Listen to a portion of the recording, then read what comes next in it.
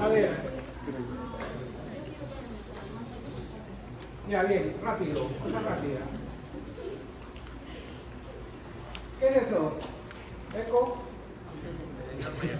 Son rayos, pues no, obviamente. Rayos X. Fácil. ¿Cómo se dice? Las señales. Hiperintenso.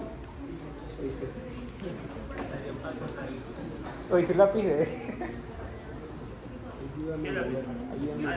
Sí, sí. Ayúdame a mover.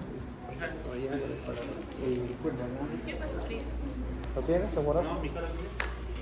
El lápiz que había. Voy a mover.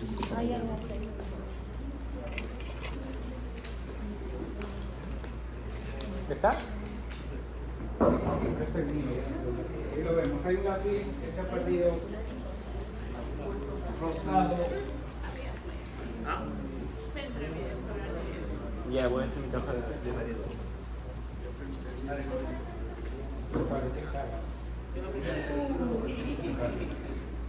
Ya. A ver, cosa rápida. Rayos X, ¿cierto? ¿Ahí está? Ahí está.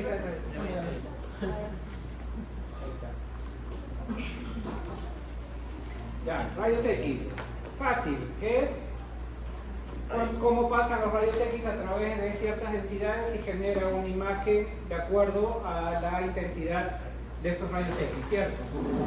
Tomografía. ¿Qué tenemos? Esos mismos rayos X alrededor de un cuerpo humano, utilizando una rotación de 360 grados o menos para poder generar una imagen y volverla de plano en MPR, como en este caso. ¿Ok? Fácil hasta ahí, ¿cierto? Y ahí vamos a empezar a un problema. Porque esto, señores, es una imagen de resonancia magnética. Pero para un hombro no solo utilizamos un tipo de imagen en específico, utilizamos lo que nosotros llamamos secuencias. Cada secuencia está potenciada en una distinta, valga la redundancia, potenciación, la cual nos va a hacer permitir ver nos va a hacer ver distintas intensidades en la señal. Fíjense, es el mismo hombro, pero en este caso con otra intensidad. El mismo hombro, pero con otra intensidad, ¿de acuerdo? Para ser más específico. Rayos, tomo, ¿ok? Y ahí que estamos viendo que brilla prácticamente la grasa. ¿Vemos líquido que esté brillando por ahí? No vemos líquido, no. Podemos decir en este caso, que es una secuencia T1. Cuando veamos que la grasa esté brillando, que no veamos líquido que esté brillando, y cuando veamos el músculo, fíjense el músculo que podemos ver algunas haces de musculatura, ¿ok? Podemos decir que es un T1. Fíjense, ¿por qué creen que brilla el hueso? El hueso es brillante, el hueso tiene hidrógenos. Grasa cortical. ¿Qué es lo que está brillando aquí? Grasa cortical. La grasa, ¿ok? La grasita intramedular, ¿ok? Lo que tenemos aquí, ¿ok? Muy bien. Profesor, ahí también está brillando la grasa. También está brillando la grasa. Pero el músculo, si se dan cuenta, está más quemado, por así decirlo. Está más oscurito, más negro. No vemos líquido libre, por eso no podemos diferenciar bien si es que está brillando el líquido o no está brillando el líquido. Sin embargo, a diferencia de la imagen anterior, vemos el músculo que está más quemadito, ¿cierto? Cuando utilizamos un tiempo de eco más largo, es porque estamos, entre comillas, quemando ese músculo, ¿ok? Cuando veamos así el músculo un poquito más oscuro, menos intenso en todo caso, ¿ok? Podemos decir que es un T2. ¿Por qué brilla la grasa en un T1 y un T2? ¿Los dos son cortos? ¿Tiempo de eco corto? Lo que sucede, y esto también lo van a poder investigar ustedes o se lo van a preguntar a sus profesores de práctica, menos los que van conmigo van a preguntar a los demás. No, mentira, sí pueden preguntar. Es porque utiliza el tren de ecos largo. ¿Qué es el tren de ecos? ¿Se acuerdan lo que les dije de la fórmula para poder el tiempo de adquisición de las imágenes? ¿Ok? Este tren de ecos que se utiliza es importante saberlo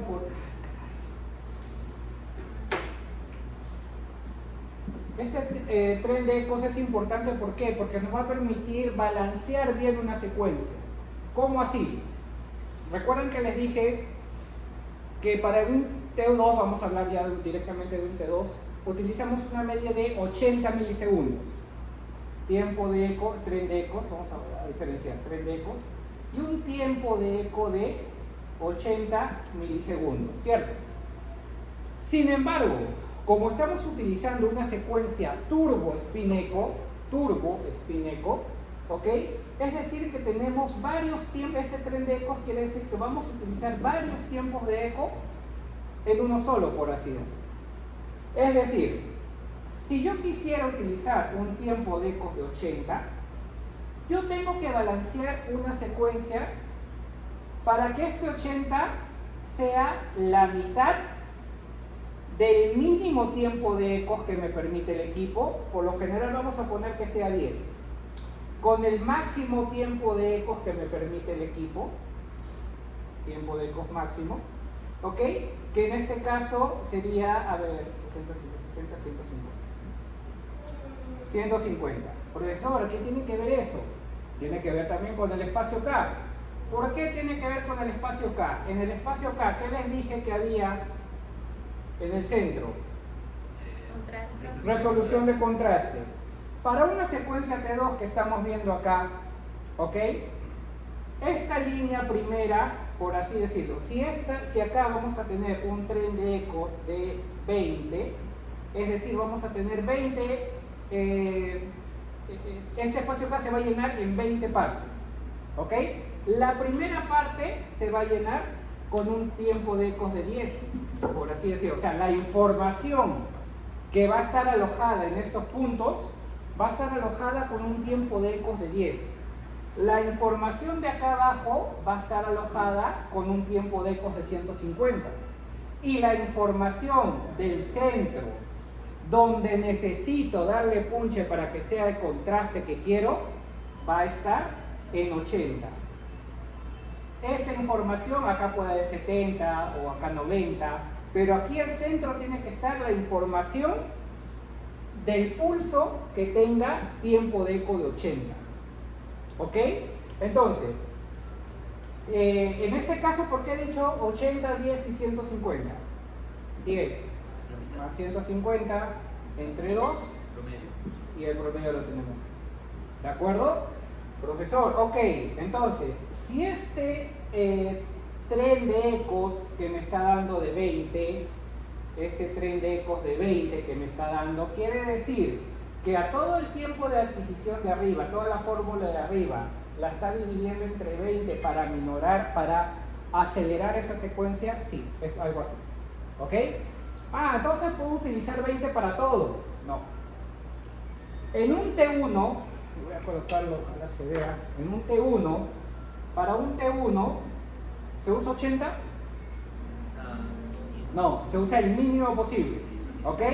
Entonces, si el equipo te da un mínimo de 10, tú no puedes darle un tiempo de ecos máximos de 20, de 150. Si para un T1 podemos utilizar ya no un tren de ecos de 20, sino un tren de ecos de 3, por ejemplo. Cosa que ya no te da un máximo tiempo de ecos de 50, sino te da un máximo de 20 por acá. ¿Ok? Así, 20. 20 más 10, entre 2. Entonces, este T1 estoy haciendo que un tren de ecos de 3, así de 3, de 3, de 3, de 3, ¿ok?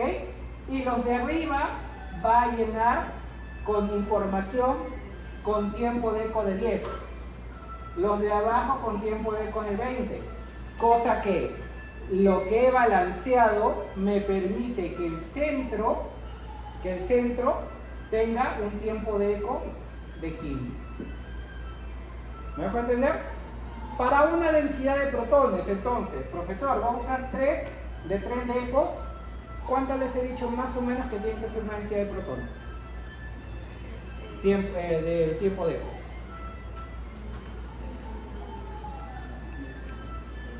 20, ¿qué más? 30, vamos a utilizar 30. Para un dp, 30 milisegundos. El tiempo de eco mínimo que te da va a ser 10.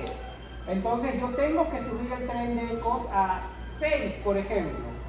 Si lo subo a 6, y aquí quiero 30, ¿cuánto tendría que tener el tiempo de ecos máximos acá? 50. ¿Ok? Entonces este tren de ecos de 6 me va a permitir que pueda tener varios ecos, ¿ok? Varios ecos, 1, 2, 3, 4, 5, 6, en el cual el centro pertenezca a 30. Y así este 30 llega a la información del espacio K, que tiene 30 milisegundos, para poder tener una imagen correctamente balanceada. ¿Estamos de acuerdo? ¿Ok?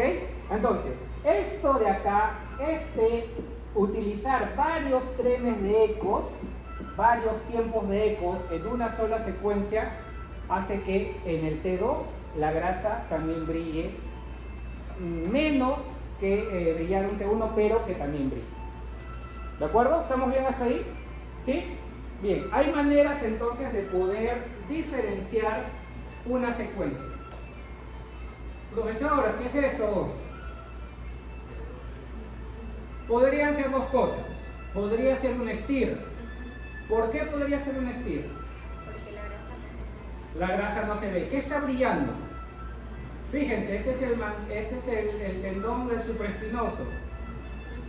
Hay una lesión, no vamos a decir lesión, hay una señal en la inserción del supraespinoso.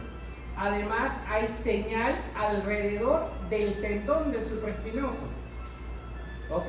Esta imagen hiperintensa que estamos viendo ahí significa que hay una lesión en esta estructura anatómica. También vemos brillar aquí un poquito lo que es la médula, quizás se ha golpeado por ahí, una contusión ósea de repente ha tenido el paciente. Ok, puede ser un STIR. No voy a decir que sí es o no porque no me acuerdo la verdad. Y si estamos viendo la imagen, tiene buena relación señal-ruido, tiene buena calidad de imagen. Por lo general el STIR es un poco borroso. Es por eso, y quita la grasa de manera fuerte. Es por eso que cuando dicen una saturación grasa fuerte, por lo general le dicen que es STIR. Una saturación grasa débil es un FAT-SAT. Un FAT-SAT que, bueno, también lo vamos a ver un poquito más adelante. ¿De acuerdo? Bien, entonces continuamos. Profesor, ¿y eso qué es? A ver quién me dice. Brilla la grasa, el tendón no, el músculo, veo cartílago. Es una combinación rara, ¿cierto? Una combinación rara, ¿verdad? En ese caso estamos hablando de una secuencia eco-gradiente potenciada en T2. ¿Por qué? Hemos dicho que si el líquido brilla, debería estar potenciado en T2. Pero no es una imagen clásica de un T2 turbospineco. ¿Ok? Es una imagen que, digamos, es una mezcla entre señales T1 y T2. En este caso, esta es una secuencia eco-gradiente. ¿De acuerdo? Ay, profesor, ¿y eso? Señores, eso es un STIR. Es un STIR potenciado, es un STIR T2 se podría decir. Es decir, un STIR que se le ha colocado un tiempo de eco alto para que pueda quemar bastante el músculo, por así decirlo. ¿Qué solo estoy viendo ahí? Líquido nada más. Y vemos que no tiene una buena calidad de imagen en cuanto a los bordes, en cuanto a su contenido. Eso es un STIR, esa es una secuencia de inversión-recuperación para eliminar la grasa. El anterior que les mostré era una densidad de protones con saturación grasa. Es decir, una secuencia que no la estoy potenciando ni en T1 ni en T2, pero le estoy quitando la grasa. Le estoy quitando la grasa. O sea, la anterior que les mencioné no era un coronal T2 de hombro FATSAT, era un DP coronal pero con saturación grasa. ¿De acuerdo? Ok. Continuamos aquí. Ya, la secuencia clásica, ¿no? Ya ustedes saben, en tomografía solo se ve hueso, por así decirlo. En cambio, en resonancia magnética tenemos secuencias que podemos, por ejemplo, diferenciar de acá está lo que me mencionaba uno de sus colegas, de sus compañeros, qué secuencia se utiliza para poder ver oído. En este caso es un SPACE o es un T2 CIS, que se llama, es una secuencia ecogradiente potenciada en T2. Ahorita lo vamos a ver un poquito más adelante, ¿ok?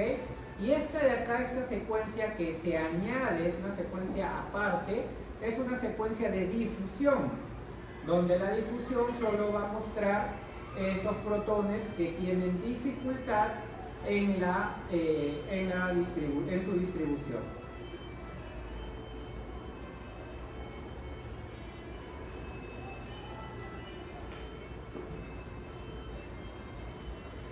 Un momentito, por favor.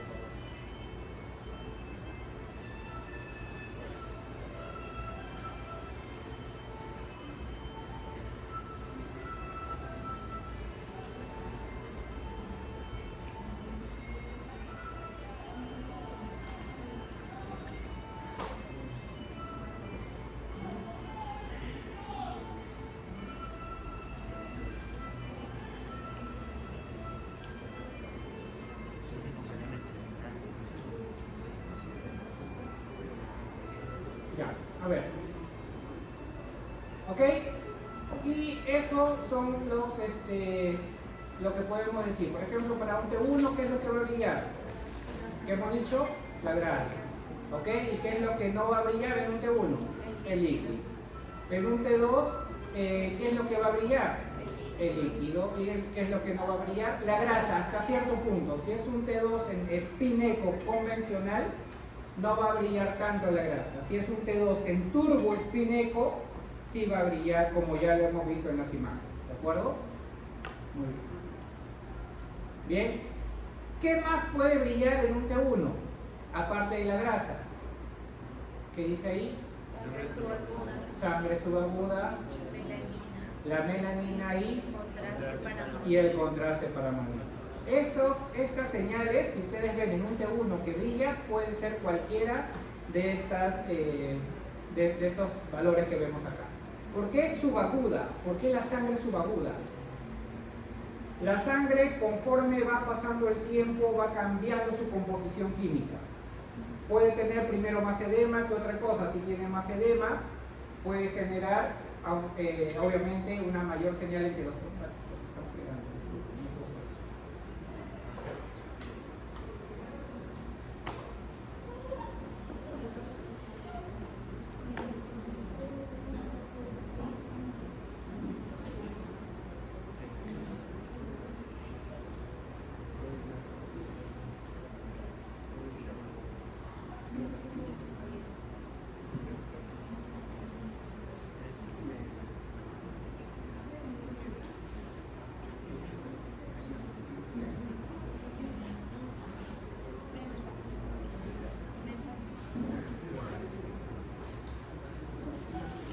Disculpas, ¿ya? Ok, ¿por qué la sangre en todo caso se va a ir viendo de manera diferente como va pasando el tiempo? Como le dije, la sangre cuando hay un hematoma puede tener más edema. Ese edema se va a ir reflejado más en el T2, por ejemplo. Cuando ya pasa a estadios finales, ya no hay edema, ya se va volviendo un aspecto ferroso, por así decirlo, ¿ok? O sea, va convirtiéndose en depósitos de hierro. Esos depósitos de hierro ya no generan una imagen propiamente dicho, ya no generan una señal. Lo que va a generar es una inhomogeneidad. Esa inhomogeneidad se va a ver reflejada mucho mejor en las secuencias ecogradientes. ¿Por qué? Porque en el spin echo y en el turbo spin echo, ese pulso de 180 grados que se utiliza para refasar los spines, es decir, de 90 a 180, ¿okay? Para refasar esos spines que se van desacoplando, ¿okay? Esos spines que se van desacoplando, ya no es utilizado, ¿okay? Y ese pulso de 180 permite que se pueda ver mejor ese T2. Y ahí va lo que me indica lo que hablaba su compañero. ¿Qué pasa si no se utiliza un pulso de 180? Lo que se llama el T2 estrella. Este es el T2, ¿ok? Este es el T2. Cada vez que se aplica un pulso de 180, esto es como si fuera así. Ustedes recuerden que la magnetización transversal va girando. Va girando. Entonces, tenemos acá una componente prácticamente que va así. Ahora ya no lo voy a ver ni de solo de manete longitudinal ni de manete transversal. Ahora lo voy a ver como uno solo. Nuevamente lo voy a pasar a uno solo. ¿De acuerdo? Nuevamente, esas dos componentes las estoy pasando como si fuera un solo vector. Entonces, en algún momento, ¿ok? Este vector va a realizar esto. De aquí va a estar así y va a empezar así. Así, hasta tener, fíjense, hasta tener el giro que les he mencionado. ¿De acuerdo? ¿Estamos bien? Ojo, esta son la suma de todos los vectores, ¿ok? Va a hacer esto, este movimiento. Aquí, cuando esté así, nada más esté así. Y después va bajando porque va ganando, ¿ok? Porque va ganando magnetización. Va perdiendo magnetización longitudinal, pero va ganando magnetización transversal, ¿ok? Fíjense esto, fíjense este movimiento. Este movimiento, si yo tuviera un micro acá, ¿qué es lo que va a ir pasando? Exacto, va cambiando la señal, esto de acá. Esto de acá. Bien, si yo tuviera el micrófono que les dije, aquí, el micrófono, magnetización máxima y de ahí va disminuyendo, máxima, va disminuyendo, ¿ok? Esta forma de la señal es el FID, Free Induction Decay, decaimiento libre de la inducción. Esta es la señal, pero esta señal puede caer más rápida. ¿Qué es lo que pasa si cae más rápida? Es porque los protones se han desfasado más rápido, ¿cierto? O sea, es decir, se han vuelto han vuelto en contra de manera más rápida. Para evitar que esto se desfase más rápido, se aplica el pulso de 180. ¿Estamos bien hasta ahí? Ok.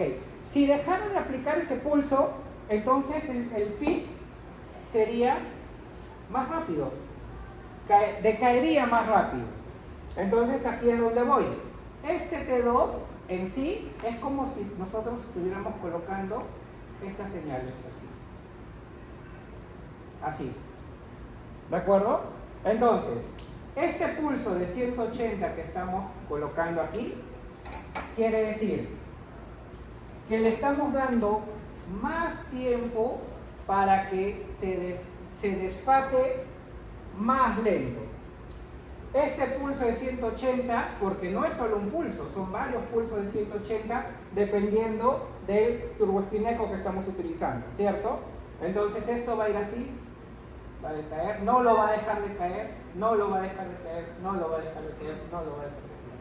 O sea, así, empieza grande, va a perder chico, pero este pulso de 180 actúa, de nuevo lo hace, de nuevo lo hace. Es como si salvaran su relación, ¿no? Empiezan bonito y van bajando, empiezan nuevo, van bajando. Flores van bajando, son cosas así, ¿no? Para que se acuerden, esta curva, al utilizar un pulso de 180, ¿qué va a hacer? T2. Esta curva, cuando no utilizas el pulso de 180, que es más rápido, ¿cómo se llama? T2 estrella. ¿Ok? T2 estrella. Cuando no utilizamos un pulso de 180, estamos utilizando una curva T2. Cuando utilizamos un pulso de 180, estamos utilizando una curva T2. Cuando no utilizamos un pulso de 180 para refasar esos protones, estamos utilizando un pulso T2 estrella. Entonces, en las secuencias ecogradientes que no utilizamos un pulso de 180, ¿qué utilizamos? Un T2 estrella. ¿De acuerdo? T2 estrella también es importante en otras secuencias. Para hablar mucho de los emocionales.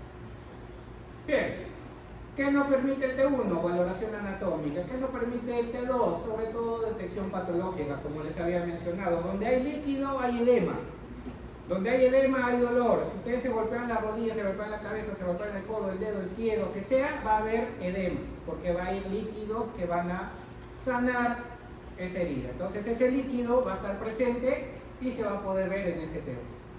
Bien, lo van a leer ustedes esto, yo no, ya me quité el dime. ¿La hemocidina brillaría en una T2? Digo, en una T1.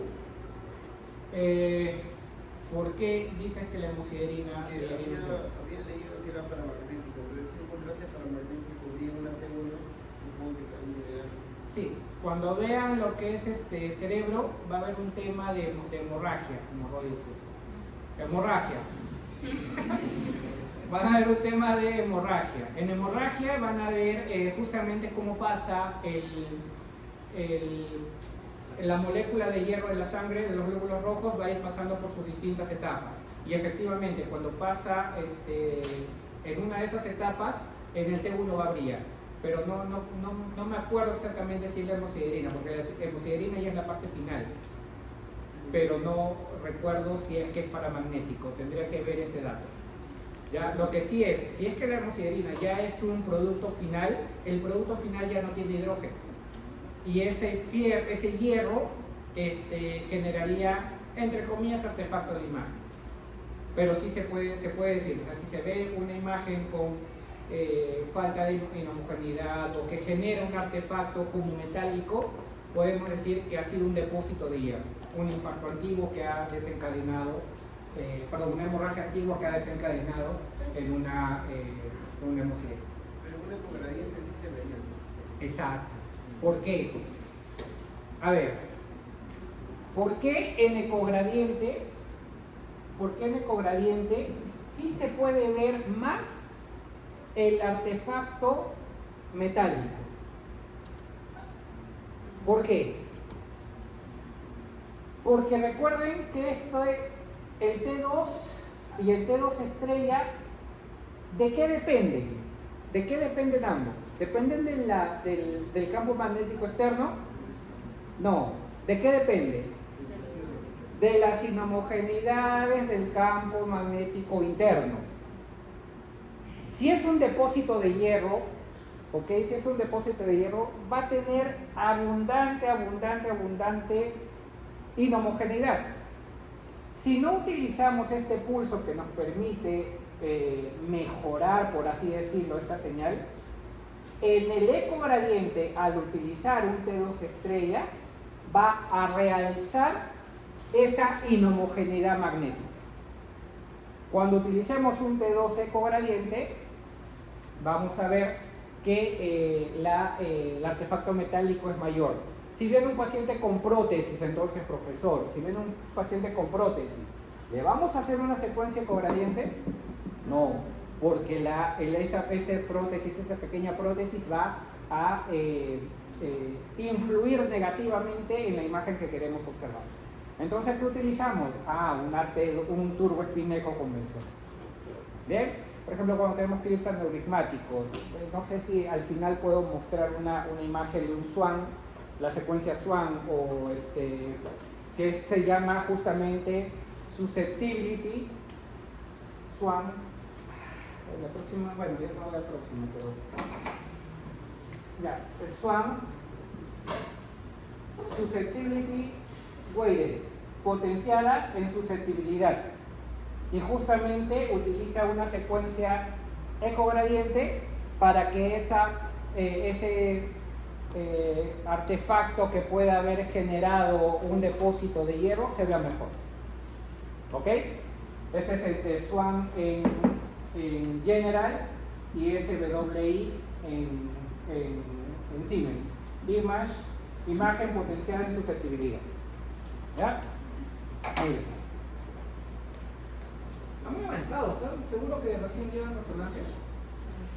¿Sí? Bien, ¿eh? A ver, secuencia T1, estudio morfológico. ¿Qué está brillando?